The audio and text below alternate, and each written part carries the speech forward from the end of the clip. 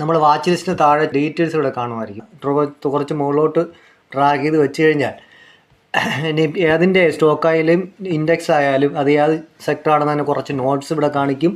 അതിൻ്റെ spot price കാണിക്കും. അതുപോലെ തന്നെ മാർക്കറ്റിൻ്റെ ഡേ റേഞ്ച്, അതുപോലെ തന്നെ 52 വീക്ക് റേഞ്ച് ഒരു റെസിസ്റ്റൻസ് സപ്പോർട്ടുമായിട്ട് വേണമെങ്കിൽ നമുക്ക് കണക്കാക്കാവുന്നതാണത്. ന്യൂസുകളും അതിൻ്റെ പെർഫോമൻസ് 1 വീക്ക് 1 മന്ത് 3 മന്ത് അങ്ങനെ 1 ഇയർ വരെ ഉണ്ട്. അതുപോലെ തന്നെ 2023, 2024, 2020 അങ്ങനെ 3 വർഷത്തെ ഒരു ചാർട്ട് ഇവിടെ കാണിക്കുക. അതിൻ്റെ ഇപ്പോഴത്തെ അവസ്ഥ എന്ത്, നേരത്തെ ഉള്ള അവസ്ഥ എന്ത്, ആവറേജ് മൂവ്മെൻറ്റിൽ എവിടെ നിന്നാണ് തുടങ്ങിയത്, ഇപ്പോൾ എവിടെ നിൽക്കുന്നുണ്ട്, അടുത്ത് എൻട്രി എടുക്കാനുള്ള ലെവലൊക്കെ നമുക്കൊരു ഐഡിയ കിട്ടുന്നതാണ്. അതുപോലെ ടെക്നിക്കൽ ഡാറ്റാസ് ഇവിടെ കാണിക്കുന്നുണ്ട്. അതുപോലെ ATM IV സ്ട്രക്ചർ ഇവിടെ കാണിക്കുന്നുണ്ട് ഗ്രാഫിക്കൽ ലൈനായിട്ട്.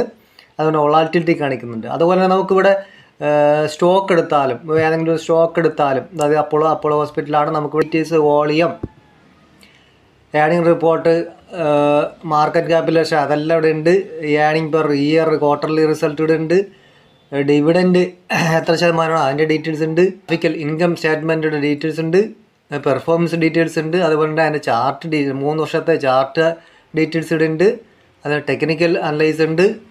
അനലൈസുകൾ അവർ കൊടുത്തിരിക്കുന്ന റേറ്റിംഗ് ഇവിടെ ഉണ്ട്. അതിൻ്റെ IV ഉണ്ട്, വോളാറ്റിലിറ്റി സ്കോർ, അതിൻ്റെ ഒരു പ്രൊഫൈൽ ഇവിടെ കൊടുത്തിട്ടുണ്ട്. അങ്ങനെ അതിനും അപ്പുറം ഞാൻ പറയാൻ പോകുന്നത് ഇവിടെ ഏതാണോ പേര് അപ്പോളോ ഹോസ്പിറ്റലിൻ്റെ റൈറ്റ് സൈഡിലൊരു പെന്നിൻ്റെ എഡിറ്റ് ചെയ്യാനുള്ള സിമ്പിൾ കാണും. നമുക്ക് എഡിറ്റ് ചെയ്ത് കഴിഞ്ഞാൽ നമുക്കിവിടെ എന്താണോ എഴുതേണ്ടത് അവിടെ നോട്ട് എഴുതി വയ്ക്കാവുന്നതാണ്. ഓക്കെ, മാർക്കറ്റ് ഇവിടെ ഒരു റേഞ്ച് ഡേ ടൈം ഫ്രെയിമിൽ ഇട്ട് കഴിഞ്ഞാൽ മാർക്കറ്റ് എത്രയാണ് ഒരു ദിവസം മൂവ്മെൻറ്റ് ചെയ്തതെന്ന് ആവറേജ് നമുക്ക് എടുക്കാൻ കഴിയും.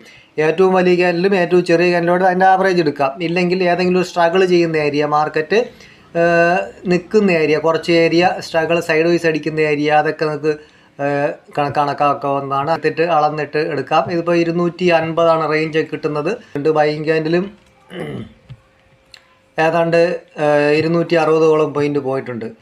നമുക്ക് ആവറേജ് ABG 250 പോയിൻ്റ് എന്ന് കൊടുത്തിട്ട് സേവ് ചെയ്യുക. ഓക്കെ, പോയിൻ്റ് നമ്മൾ താഴെ ആടെന്ന് കൊടുത്തു കഴിഞ്ഞാൽ ആടാവും. നമുക്കിത് വേണമെങ്കിൽ വീണ്ടും ഇവിടെ എഡിറ്റ് ചെയ്യാവുന്നതാണ്.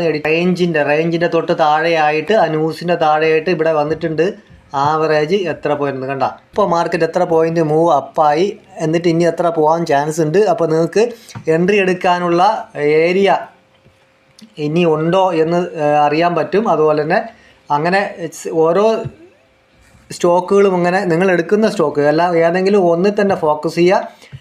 അതിൽ എടുക്കുന്ന സ്റ്റോക്കുകൾ നിങ്ങൾ ഇങ്ങനെ മാർക്ക് ചെയ്ത് വെച്ചിരുന്നു കഴിഞ്ഞാൽ നിങ്ങൾ ഓരോ സ്റ്റോക്കിൽ പോകുമ്പം എത്രയാണ് നിങ്ങൾക്ക് ഇനി എടുക്കാനുള്ള ടാർഗറ്റ് എന്ന് മനസ്സിലാകുന്നതാണ്.